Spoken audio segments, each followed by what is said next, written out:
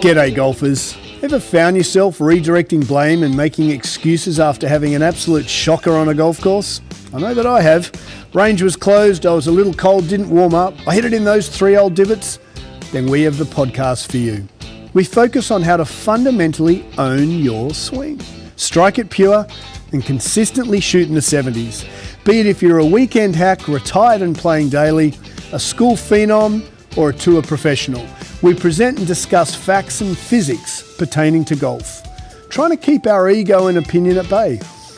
We dispel myths such as keep your head down, bend your knees, or my all-time favourite, game improvement irons. So stop drinking that mythical Kool-Aid and have a sip of ours. I think you'll find it both inspiring and refreshing. I'm Scott Young, founder of Swing, PGA professional and ex-tour player. Welcome to Pivot the Path. G'day golfers and welcome to Pivot the Path. Welcome back. This is our second episode for 2026 and I have a wonderful guest to my left, one of our members here and just to become a good friend, and we're going to get to him in a second. Before we start with our interview here, getting all your nit and gritty, news from the fairway, we don't have a lot other than to say Aussie, Aussie, Aussie. Australia beat the Poms in the 5th test and regained the Ashes, so that's fantastic. And a quick shout out to the Corn Ferry crew starting the first tour of any of the major tours. So we wish all those guys good luck as the forthcoming year presents. So, ladies and gentlemen, it is with no further ado that I welcome our amazing guest onto Pivot the Path.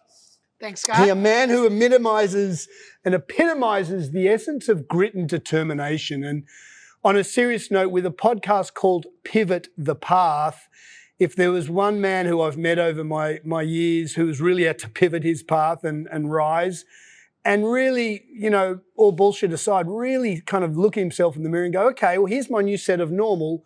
What do I have to do to pivot my path to achieve greatness and to take the world by storm? So without further ado, I welcome Julian Sanchez. Thank you, Scott. Jules, thank you so here. much for your time tonight. So it's at time of filming, we're a Sunday night. He's at a major financial institution. So he's got a pretty full-on week coming. So, mate, thank you very much indeed. Happy to be So here. let's get into this. We're going to go fast minute to get to know Jules. Mm-hmm. And so we've got questions that we're going to fire at you pretty quickly so we get to know you a little bit. All right, let's do it. Dodgers or Yankees? Come on, Dodgers. Okay, so you'd be a happy man. I am the happiest. All right. Grew up town? Which one? Grew up So in where? many. Okay, where'd you grow up first? Southern California, Okay. then Florida, then Illinois, then Singapore, then back to LA. Ooh, pivoting a little bit. What did your mum or dad do that made you move? He's a spy. No, I'm just kidding. That'd be a great story. He's just an industrial engineer. Oh, so smart man. And wants to go. Where do you call home now? New York and LA. I like both. Love it. Yeah. How would you articulate the difference in your brain between LA and... I've only been to LA for Rosie's actually bachelorette party, would you believe it or not? I turned up for one day, so I've done no LA. What's the difference between LA and New York? Aside from the weather, Yeah. I would say the people, and this is a very hot take, New York people are kind, Ooh. but not nice. Okay. LA people are neither. Okay. Pundits, don't hammer us for that one. Best sporting moment you can recall? And why? Recency bias. Yeah, obviously. Dodgers. Dodgers, World Series, Miguel Rojas tying the game with the home run. Yeah. 9th inning, that has to be it. Okay, solid. Do you follow any other sport teams other than the Dodgers? USC football, which Okay. I'm a little not super stoked about at this moment. Okay, but he's growing. Lincoln Riley, if you're listening, you step Lincoln. it up. He's the coach. So Okay. yeah. Favorite golf course you've played? Recent PGA West. Okay, and how long have you been playing for? Off and on since I was about 12. Okay. I'm not going to do the math there, but a while. A while. Hole in one? No. That's our Couple feet goal. from the You pin. heard it here first. Yep. Now, dream foursome. Who have we got? Who's in your foursome? I won't be offended if I'm not. Thank you for taking that away. My dad, Okay, cool. Donald Trump, Okay. Tiger, Okay. Well, it's 4. And what about if you had to have another one? Does brother get a Guernsey? Sorry, bro. If someone pulls a hammy, he's first reserve. I'm going to be honest with you. He's not good enough. Oh, he was in a golf perspective. It's you, Scott. Oh, thank you, You get the final spot. Okay, so a little backstory here. So why we've had a mate of mine who's caddying on PGA Tour who was a PGA Tour player himself, Chudes. We've had James Nitties, who's a PGA Tour player, and now the commentator for Corn Ferry. And we've had Nareg, who's an Olympic rower. And mate, all seriousness, I hold you in high regard with those 3 because you're an elite person who has get over some adversity. So I thought we could quickly talk about that. And in my opinion, you are a man who's really looked adversity in the face and really stared it down. So why don't we talk about, who you are and how you've come to be and maybe a little bit about how you lost your sight, because it wasn't when you were born. So you've tasted sight, haven't you? And that makes it probably even harder. So floor's yours, mate. What happened and without getting into too much detail, what you're comfortable sharing. So I think a couple interesting details that you mentioned there. One, I wasn't born blind, which I think is a huge difference. I had some health adversity along the way. My mom gave me a kidney super early on. So you're a double organ transplant recipient. Correct. Yeah. Correct. So there's some health stuff. And then from there, I was like pretty healthy, and then I lost my vision. And I guess it was just like an overnight thing. Like there was no real rhyme or reason. So how old were you? Like 8 or 9? I was 9. So as an 8-year-old, you're 100% sight, playing ball, just a Loving normal it. kid. Yep. Had some organ stuff go on. Yep. Yep. And what do they call that? It's like polycystic liver kidney, something. And is that I believe that's a genetic thing. Has anyone else in the family had a genetic? No. So it's just random. My parents, I swear, were not related. Thanks, Mum. Mum gives you a new kidney because that was a genetic condition. Something like that. Something happened, yep. Yeah, something like that. And went blind at the age of 9, kind of like really fought it. The craziest thing, and I feel like a moron for saying it at this point, but it is what it is. When I woke up and I couldn't see anything, the first words out of my mouth are, "I'm never going to play baseball again." Yeah, bizarre. It's funny when you're a kid, you know what you want to do. Yeah. You know what you want to do. I was like, that whole sports and that kind of thing was like a big part of it. So let's back it up a little bit. So you had an organ transplant, and from what my limited digging, that some people, when you have organ transplants, there is a 25% that the drugs that need to suppress the immunity. So instead of your body fighting that foreign tissue, you take certain drugs to kind of calm everything down. And with some recipients, the white blood cells go ballistic with the drugs you take, which is a whole clusterfuck of saying, hey, when you get organs, sometimes your body rejects it, and so you need a bit of a chemical equation to calm everything down. So I'm not being paid, but drugs are a double-edged sword. Right? Yeah, so right, good and bad. Kind of good and bad. Much like a golf swing. Yeah, like everything. And so those drugs at the same time save your life and also create complications. Was that discussed to you when you had those as a young age? I was so young that I don't really remember. And science has kind of come along so far absolutely. That maybe it was just like oh shit, like people are 12, 15, 20 years out, like getting this thing that just kind of came up. Sure. So I don't really know.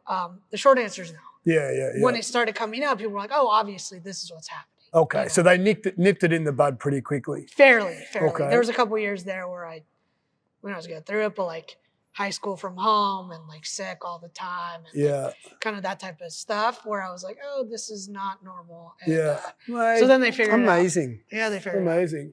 So I know you're a very proud man, but were you at the same school generally from when you kind of lost your sight at 9 to when you finished high school, or did you bounce around with what mum and dad did? Yeah. So I bounced around, obviously with all the moving. I kind of moved too. So I went to private schools, I went to public schools, I kind of did both. Yeah. And did your friends, was it hard growing up? I was in a wheelchair growing up and on crutches, and I found that in the moment you're a kid, you kind of adapt, but looking back, I realised that was a pain in the backside because I wanted to be involved. Did you have the same kind of, hey, I want to do with that with my other friends, and you couldn't a little bit, or did you just get into it? It literally didn't make a difference. I was testament to you there. I literally didn't make a difference. I I was, for better or worse, friends with the popular kids in school, Yeah. and saw them rise and fall, and all that kind of stuff. And it got harder when I started getting into high school, and like athletics were a big part of it and that kind of thing. So presumably I hung out with maybe the wrong crowd a little bit, but like I never really felt I couldn't do anything in that regard, in the social sense. So we have a dear friend of ours, shout out Phoebe Stewart back in Australia, who was a normal 20, 21-year-old, went into hospital, had a reaction and came out with, unfortunately, without her legs, without an arm, and lost her eyesight. And she is an amazing woman. And Phoebe often talks about her new normal. And when her normal was, she said, okay, if this is the cards I've been dealt, obviously had a mourning period, but then said, right, what do I have to do to keep going? When did things start to kind of level out a little bit for you? So as a kid, like directly after, I was very resistant to, say, Braille or audio books or walking with a cane. Okay. So I was very like... Pride or... Probably. Pride, yeah. Probably. Yeah. And then I started getting with the program at the end of high school, and I kicked myself. I went to a great school, but I probably could have gone to an even better one had I had listened to people way smarter than me earlier. Yeah, but that's a lot to process. We got 4 kids, and I think about my 15-year-old, and if you gave her an adversity hurdle, it's hard because you're figuring out who you are as a person and maturing, and then to throw in a hurdle. And so that leads us to the next wing. So you studied, next pivot, you studied finance. What led you to finance? Why finance? Accidentally on purpose. When I was in high school, I just knew I wanted to go to college. Okay. Despite, we can go, I'll tell you about the public school system later. But I went to a public school, very good one. And even there, my vocational rehab people were like, are you sure you want to go to college? Keep in mind, I wasn't 4.0, but I was pretty smart. 3.5 and above, like very respectable. There's a environmental, hey, I've got a lot going on. Yeah. And I think as young kids, obviously we got 4, we see young kids struggle even just, without hurdles. And you've had a pretty major hurdle, which again, mate, I know you're proud, but you've overcome some pretty massive hurdles. And so then they said, are you really sure you want to go? Sorry to interrupt. Yeah. And I was like, no, I'm going. And we kind of like did it. We, being my parents and I, have always been super supportive, did it on our own and like did the applications and all that kind of stuff. And I thought I was going to be a lawyer. Okay. Just because that's the only, I had a neighbor kind of coincidentally that was also blind, and he was a lawyer. So like at 17 years old, I was like, oh, if he like works a normal job and like is relatively successful, like law seems like a thing that's doable. Yeah. Got into it, studied, had some like externships or fellowships or whatever. And then I came back, I think my sophomore year, I took some political science classes, and I was like, I actually hate this. Okay, so smart man, learned early. Yeah. And just on that, so one thing I got to know very quickly with Julian was you have your phone, and we just talked about this just before we came on air, and you said to me, if it's all right, you said, oh, I wish I'd probably listened to people saying, hey, maybe use your Braille a little more, but your emails I've noticed come through at 1,000,000 miles an hour. Mm-hmm. So you've learned to train yourself how with information now?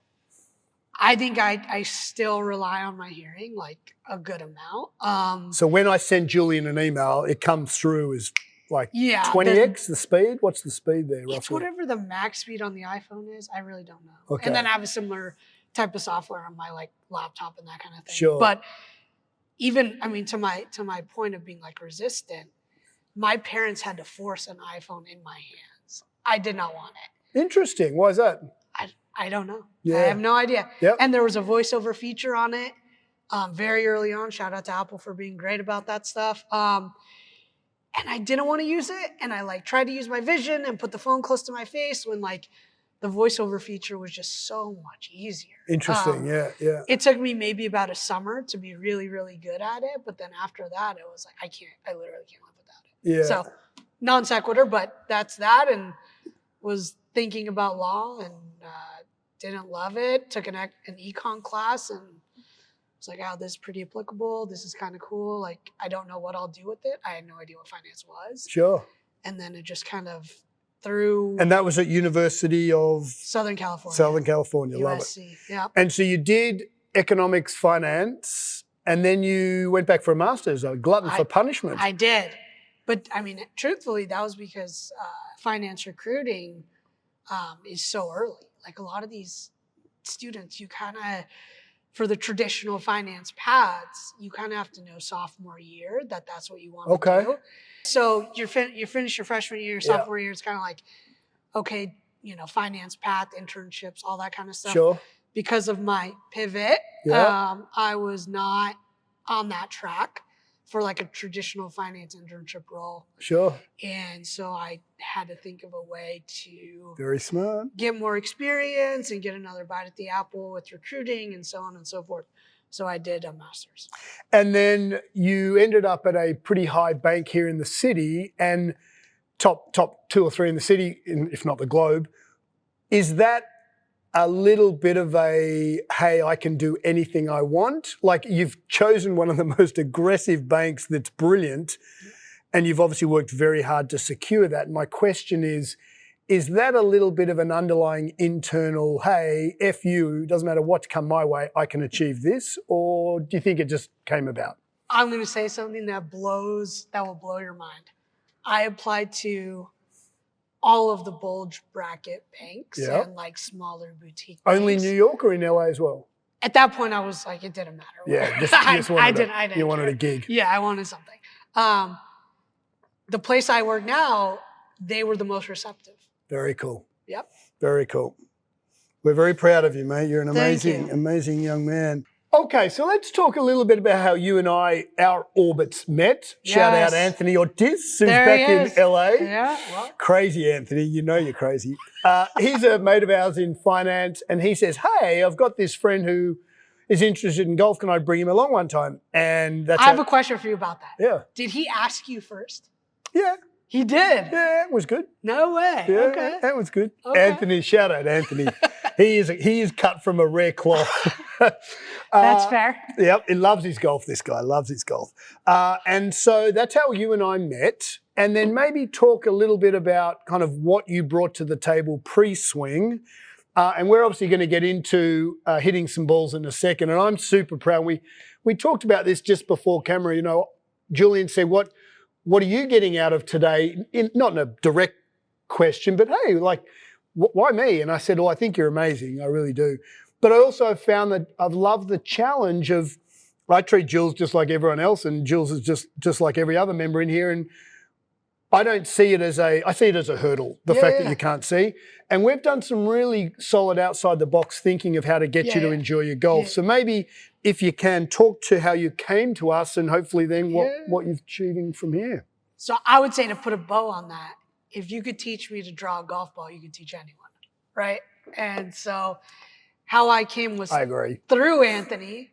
And what did you want? Do you remember looking back? How could we help? What were you trying to achieve coming in here? So I honestly came in as a hobbyist, like I want to hit, find a place in the city to hit golf balls. But then it very quickly evolved just by me kind of gaining confidence and meeting you and your openness to coaching and teaching to like, okay, I could like actually be decent. Yeah, we want Anthony. But yeah, like it's not hitting balls every Sunday. It's like, all right, let's get out there and start keeping score.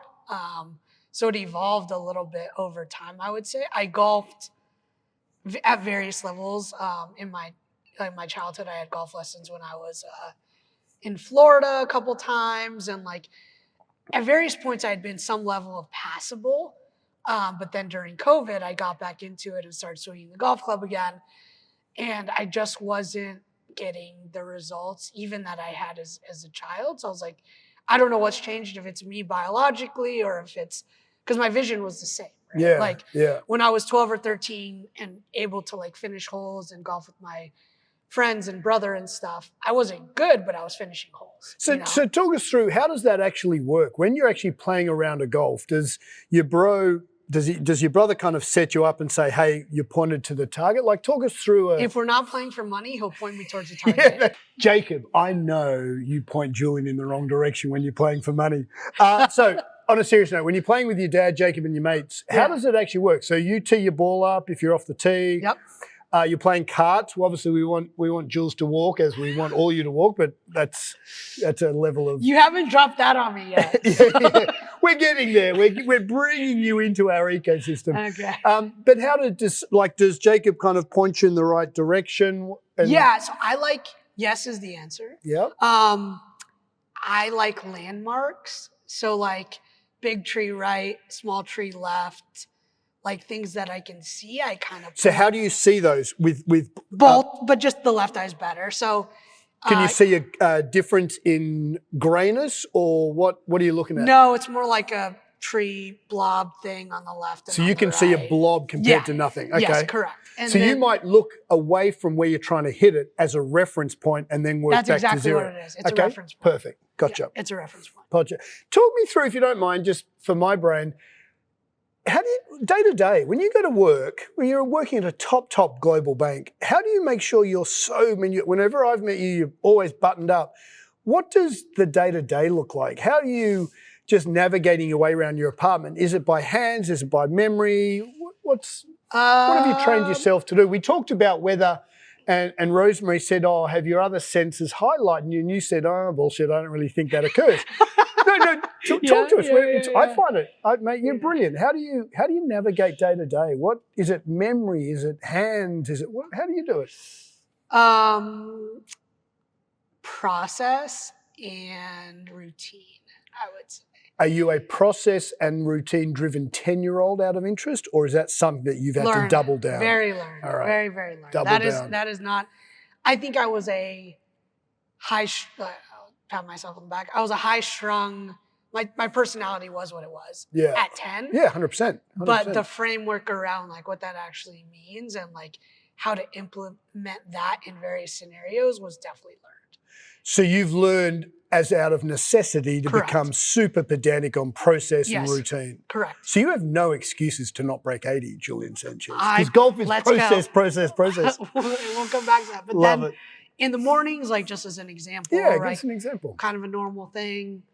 I drink cold coffee. I like cold coffee. Fridge, cup, and it's kind of weird to some people, but like finger in the top of the cup just to know it doesn't overflow. Yeah, totally. So there's like little things like that I do. Technology is fantastic. So I have like. What's your best tech that helps you out day to day? It has to be an iPhone for sure. But I have these like different devices like Meta Ray-Ban glasses and stuff that will tell me what color things are. Hey, well, talk me through that. What's that? So it's a set of glasses that have cameras on them. Okay. You take a picture of whatever you're looking at, and the AI-driven algorithm will tell me it's a blue shirt. Oh my God, or that's it's gray pants.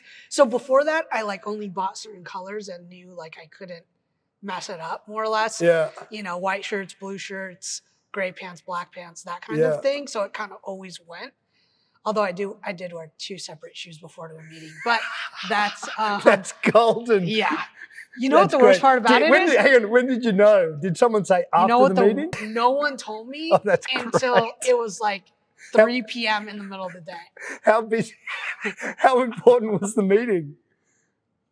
Okay, so I'm not exaggerating. I had actually in this building, I had an internship at Houlihan Lokey. Yeah, they're still here, yep. Yep.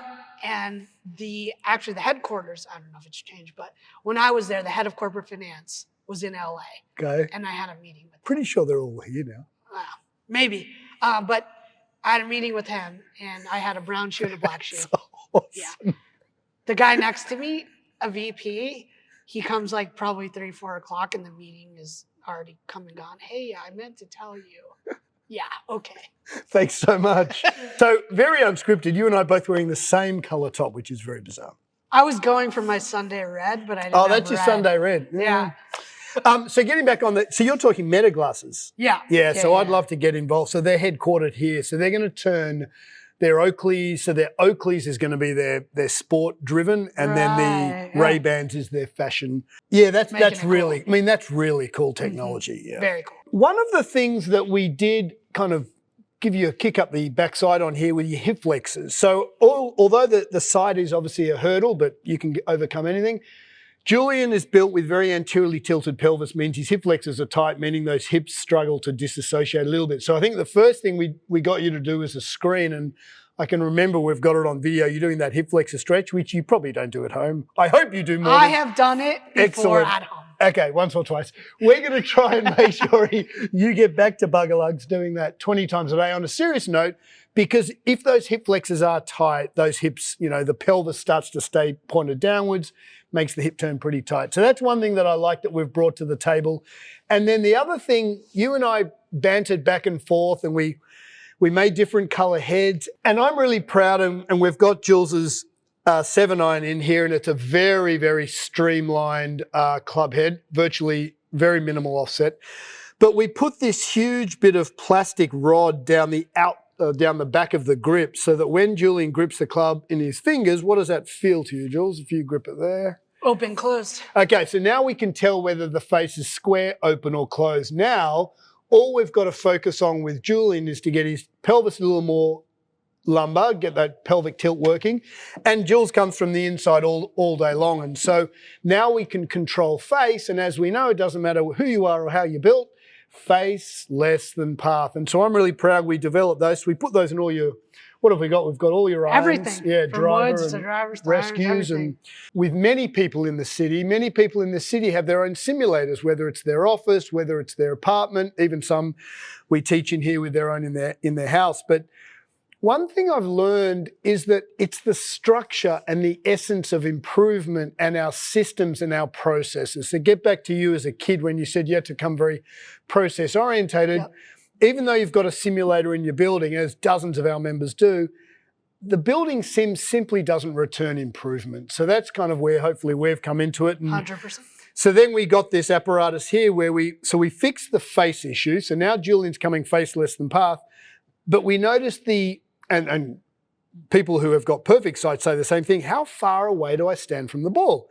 So then Jules and I came together and we devised this stick here where we basically put a perpendicular rod for his toes, and we have a really thick bit of tape for where to stand with driver, and a thinner bit of tape where to stand with iron, so his distance from the ball's kind of taken care of. And then it's face less than path and you're off to the races. 100%. And we will get out.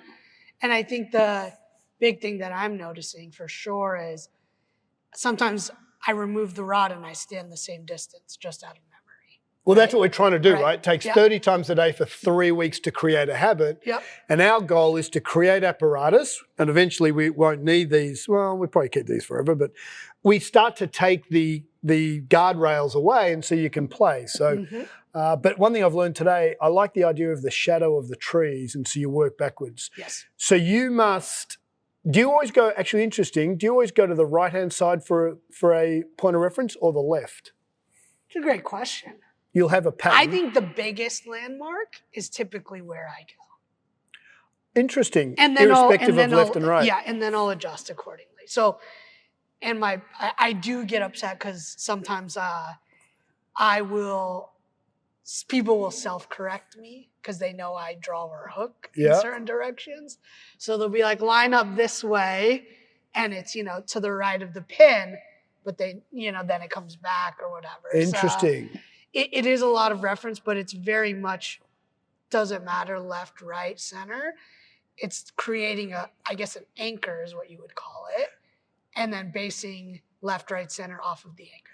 So what's golf bring to you? Why golf? Well, I did play with my dad and growing up. And does he still play? He has a torn labrum, so not much. Bugger.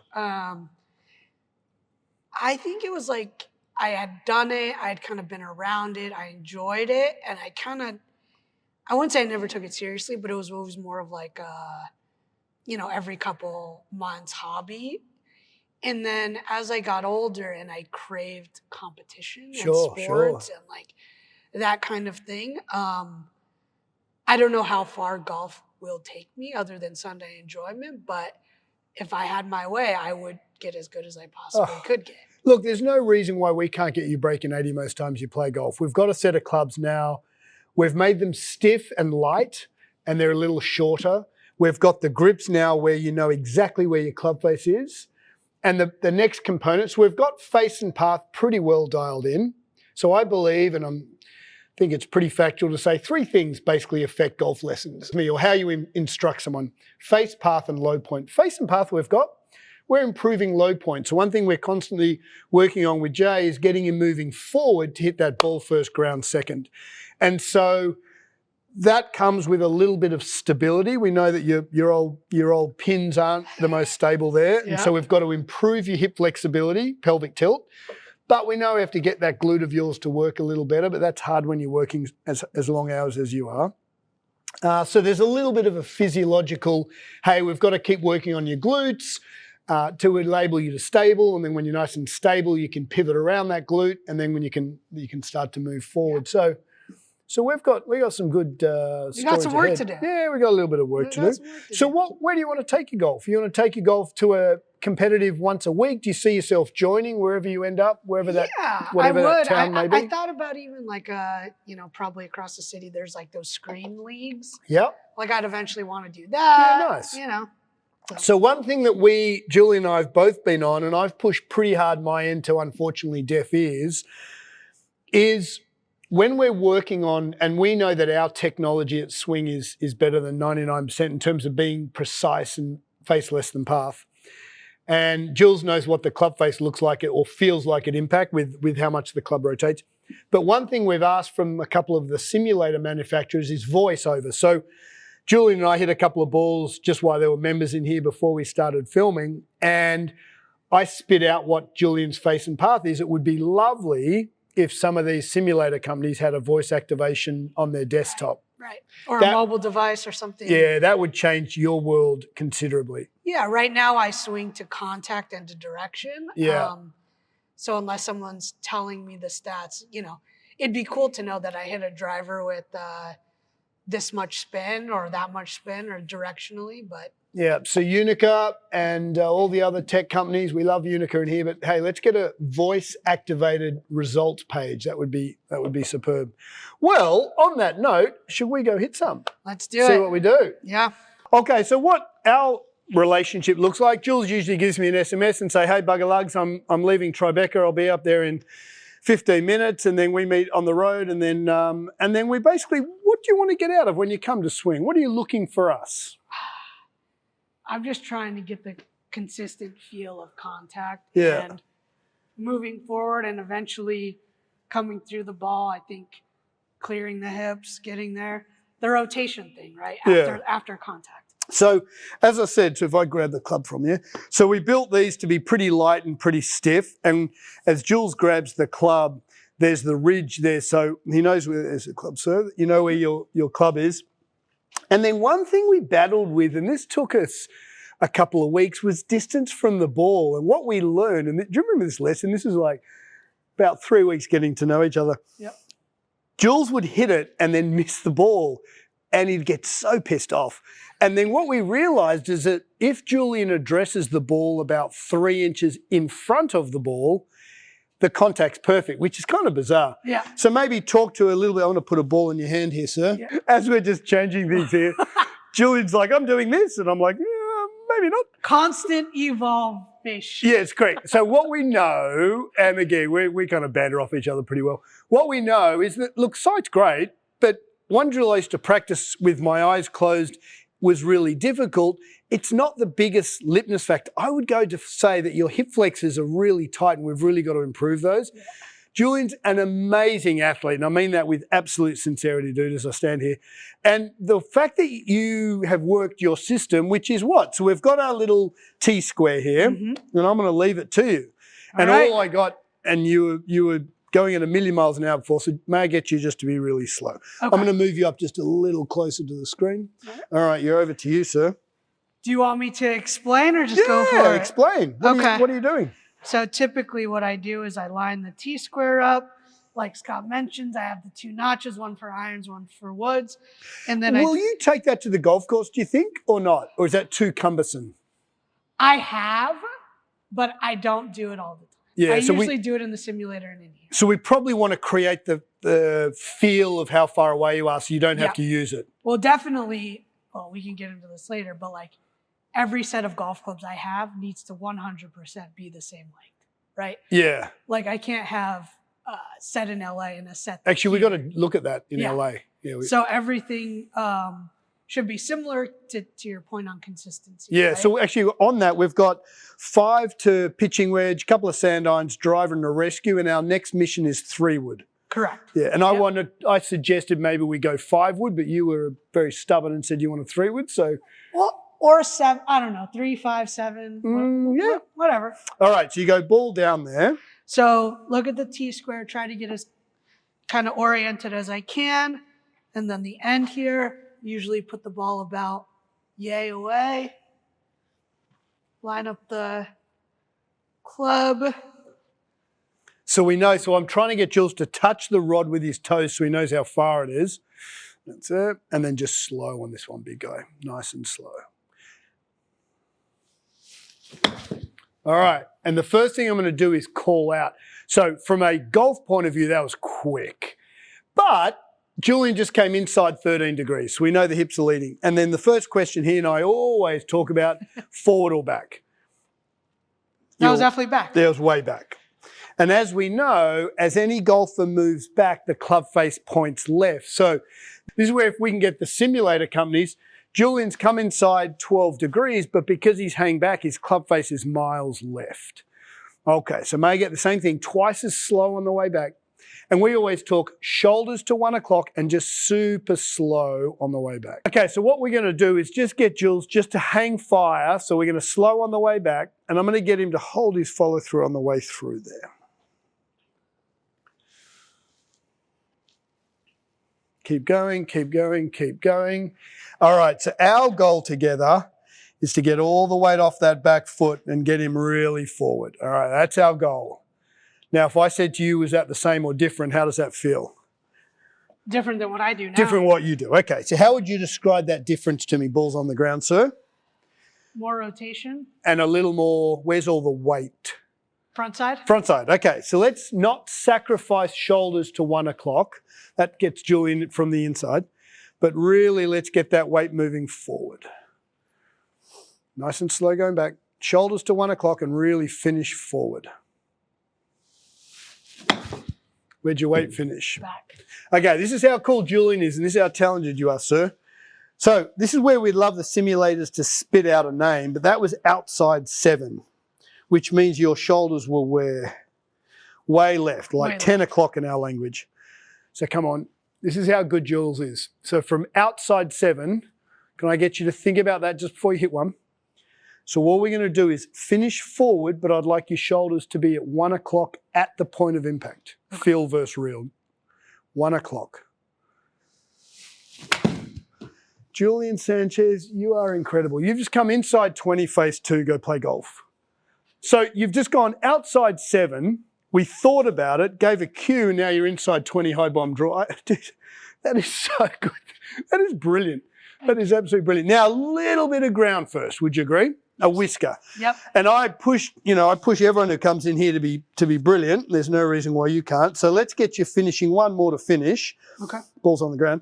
May I get you to finish with it being a little more forward? So here's one thing we can do, right?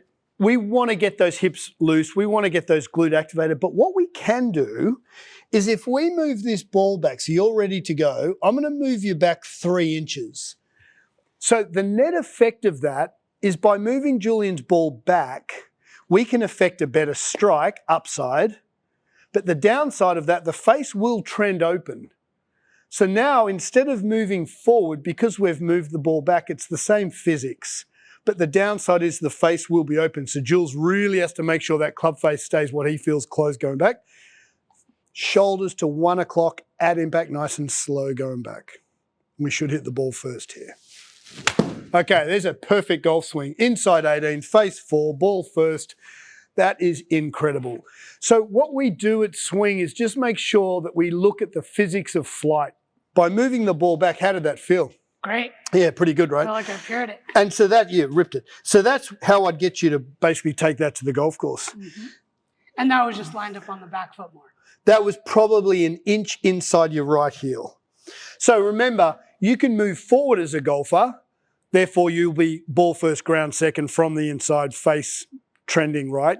Or if that's a struggle for you, whatever that struggle occurs, just move the ball back, but understand the face will be open. Hell of a golf swing, dude. And again.